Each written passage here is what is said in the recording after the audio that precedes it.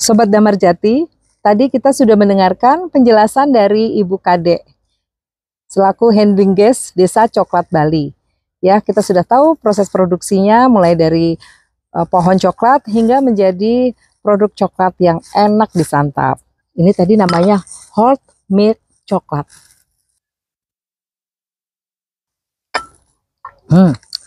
Sedap, enak.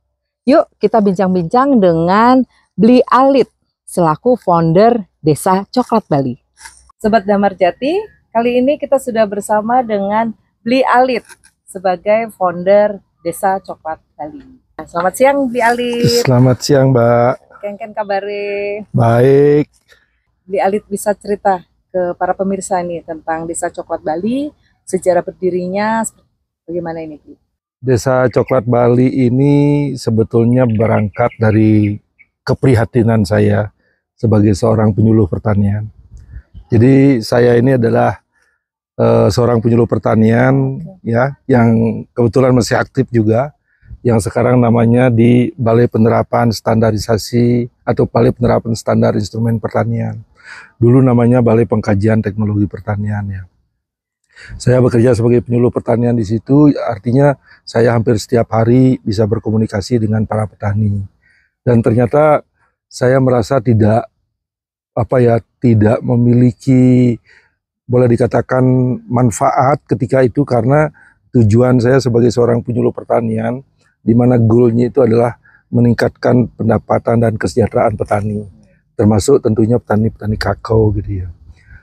Saya belum melihat dari kondisi yang kami lakoni kurang lebih 30-40 tahun, tujuan itu belum tercapai.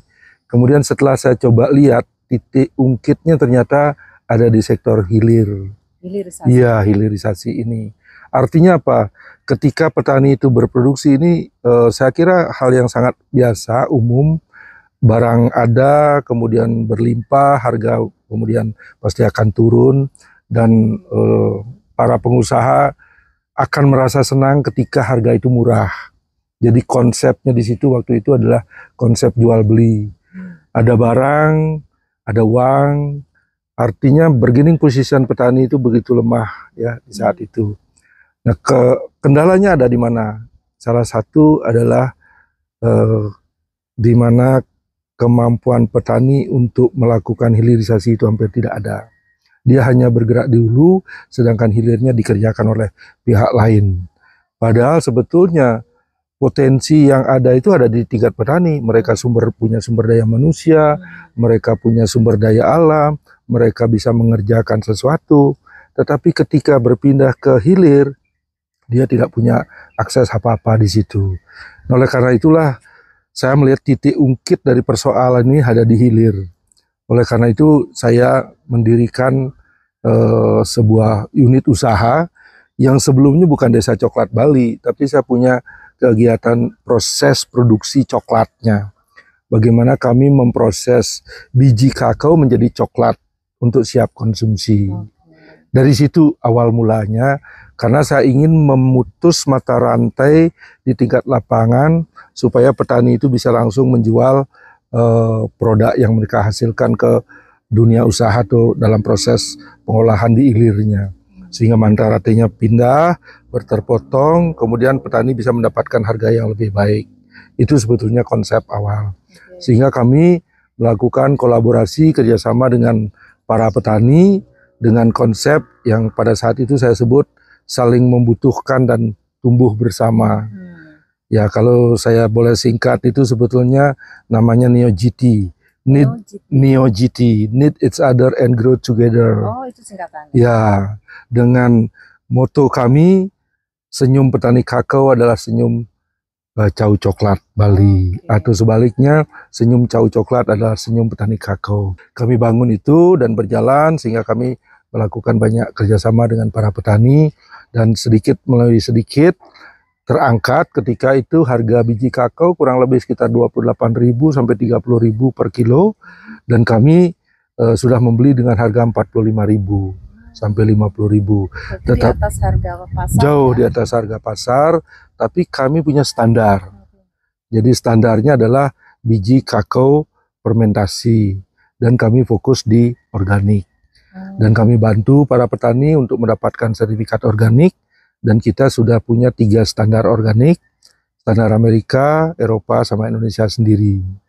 Jadi itulah yang kami lakukan itu sudah sejak ya boleh dikatakan hampir 7 tahun. 7 tahun. 7 tahun kami lakukan.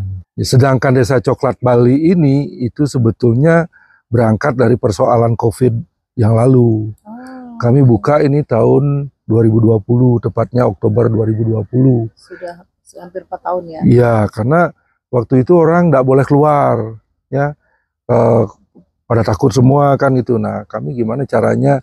Di satu sisi kami di Coklat pada saat itu kita juga nggak bisa jualan, kemudian persoalan-persoalan mendasar kami kami alami di Coklat. Oleh karena itu kami mencoba meng-create satu kegiatan atau usaha bagaimana kita bisa menjual produk coklat kami dengan cara menarik orang bisa datang ke sini. Kita bangunlah Desa Coklat Bali ini.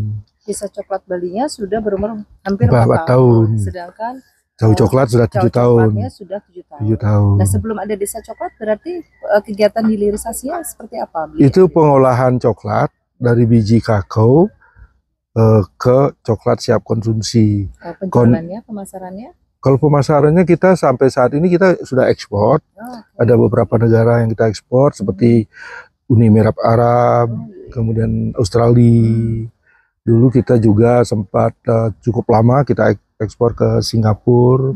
Nah, sekarang permintaan banyak lagi, terutama Eropa Timur, ya.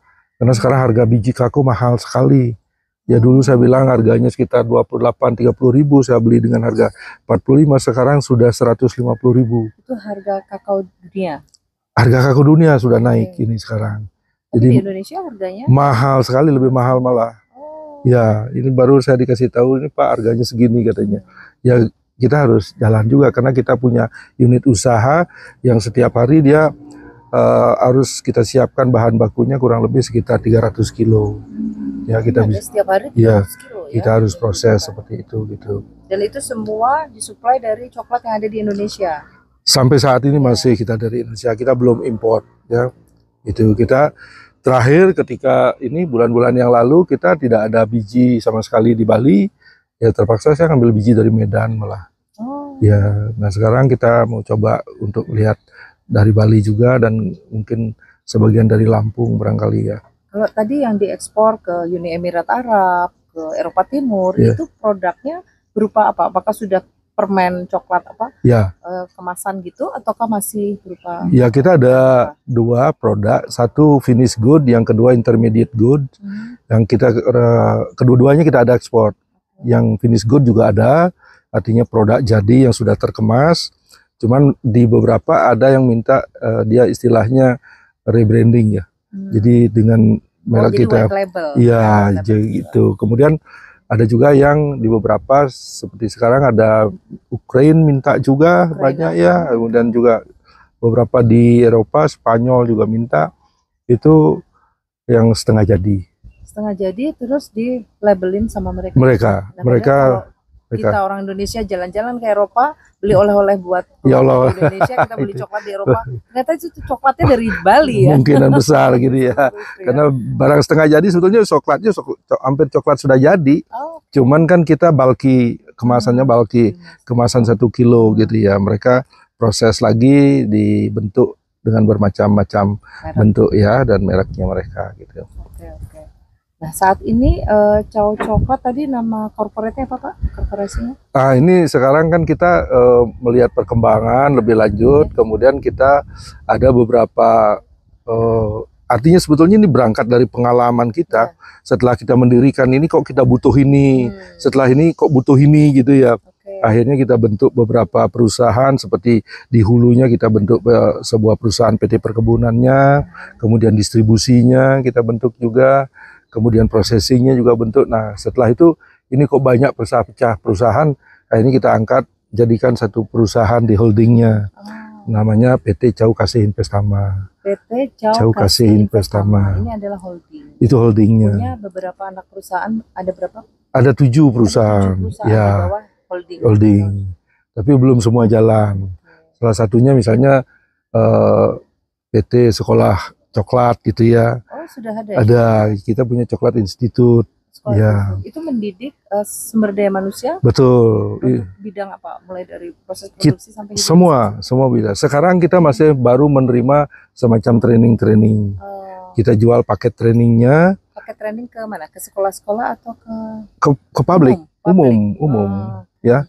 Kita jual untuk saat ini saya masih jual satu paket itu kurang lebih nilainya 30 juta. Jaminannya siap jadi. Pakai, dan langsung bekerja di? Bukan bekerja, mereka bisa melakukan proses pengolahan coklat seperti apa yang kami lakukan. Oh, itu jaminannya. Mencetak entrepreneur. Betul. Di bidang Coklat, khusus coklat. Biasa sekali. Jadi dengan biaya seperti itu, mereka bisa sepanjang mereka punya tentu biaya untuk membangun instalasinya ya, infrastrukturnya ya. Tapi dari segi knowledge, skill, kami jamin. Itu saat ini sudah di Medan. Mereka ya sebagai alumni di sini sekarang udah proses pengolahan coklat. Sudah mereka beli mesin ya? Dia sekarang gitu ya. Nah, saya ingin itu makin banyak orang, sehingga ya kalau kita lihat penduduk kita 200 juta lebih ya, konsumsi coklat kita belum begitu bagus. Kalau ini bisa kita sosialisasikan, kemudian kita masyarakatkan, mungkin banyak pengusaha-pengusaha coklat yang mungkin tidak terlalu besar, tapi itu akan bermanfaat buat petani-petani kakao yang tadi menjadi ya salah satu titik poin saya melakukan usaha ini. Jadi dulu mereka harganya barangkali tidak bagus, dengan adanya pabrik-pabrik coklat mungkin akan kebutuhan biji kakao akan semakin banyak, sehingga akan meningkatkan nilai jual daripada para petani gitu ya. Berapa jumlah karyawan total dari PT Cokasi? Kalau total mungkin lebih dari 140 orang ya. Itu ya. Di holdingnya saja? Di semuanya. Oh, di semuanya. Di semuanya. Kalau di holding nggak banyak, dia kan cuman lebih banyak mengurus administratif ya. Itu banyaknya justru di anak-anak perusahaan ini. Ya. Kedepannya seperti apa ini Pak harapannya untuk Cokasi Investama ini? Kedepan saya berharap ini betul-betul bermanfaat bagi masyarakat ya. Dulu cita-cita saya ingin menjual perusahaan ini kepada para petani. Oh, jadi petani memiliki. Harapan saya dulu seperti itu. Jadi petani kan punya saham di sini gitu loh maksud saya. Jadi kalau saya bisa jual saham saya, tapi pembelinya adalah para petani gitu. Makanya saya bangun koperasi-koperasi untuk bisa menginput modal barangkali ya. Tapi intinya bagaimana perusahaan ini bisa bermanfaat bagi masyarakat banyak, terutama bangsa Indonesia ini, yang notabene kalau mereka tetap di hulu saja, tentu sejarah itu akan terus seperti ini. Ya kalau kita lihat ya, bukan petani tidak boleh kaya, tapi umumnya pemilik modal itu yang bermain di hilir itulah lebih berperan, lebih memiliki peluang untuk meningkatkan ekonomi gitu ya. Oleh karena itu ke depan saya berharap ini bisa kita jual juga ke publik lah. Oh, jadi ya, ada IPO kita harapkan seperti itu gitu ya. Mudah-mudahan kita bisa gitu ya. Ya kalaupun belum, ya kita akan tetap usahakan dulu bagaimana meningkatkan produktivitas perusahaan ini, meningkatkan kesejahteraan tidak hanya karyawan tetapi juga petani-petani yang menjadi partner kami di lapangan. Yang kita lakukan adalah NeoGT, implementasi daripada konsep kami, Needs Other and Grow Together. Needs Other and Grow Together. Moto kami, senyum Chow Coklat adalah senyum petani kakao. Luar biasa. Ya. Sukses untuk Li Alit, terima kasih. Dan Desa Coklat Bali. Terima kasih.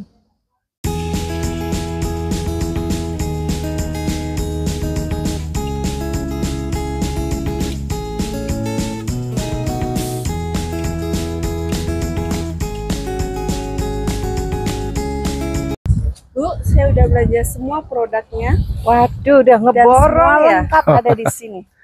Apa aja ini? Ada organic drink coke latte. Ada coklat originalnya juga ini ternyata. Wow. Dan semua rasa ada di sini.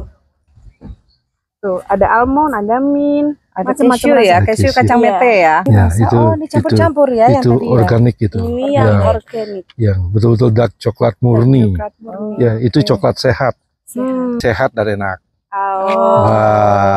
Sehat dan enak. Ini ada ginger gitu ya. Campur-campur ya. Campur. Semua rasa yang ada di sini. Ya, yang kita sukai terutama kan ada almond, ada cashew, kemudian ada juga mint, ada juga yang original itu. Oke. Itu perpaduan rasa dengan coklat originalnya.